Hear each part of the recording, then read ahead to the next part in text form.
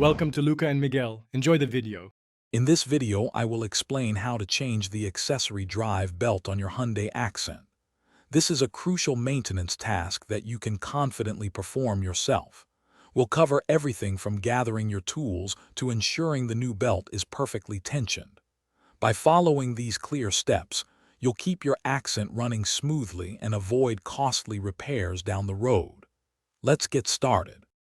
Before diving in, proper preparation is key for a smooth belt replacement. Always ensure your engine is cool to the touch. You'll need a few basic tools: a 12mm socket, a 14mm socket, a ratchet, and a pry bar. Don't forget your safety glasses and gloves. For an extra layer of safety, disconnect the negative battery terminal before you begin. Now let's get that old belt off.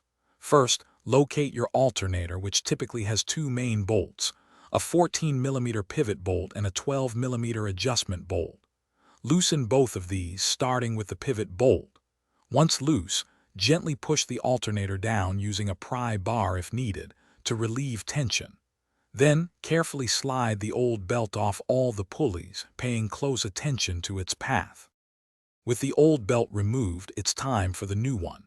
Carefully route the new serpentine belt around all the pulleys, making sure it's seated correctly in every groove. Next, apply tension by prying the alternator outwards, then tighten the 12mm adjustment bolt. Follow by securing the 14mm pivot bolt. Double-check the belt tension, ensuring it's firm but not overly tight, and finally, reconnect your negative battery terminal. Great job! Thanks for watching and please subscribe. It's the best investment you'll ever make.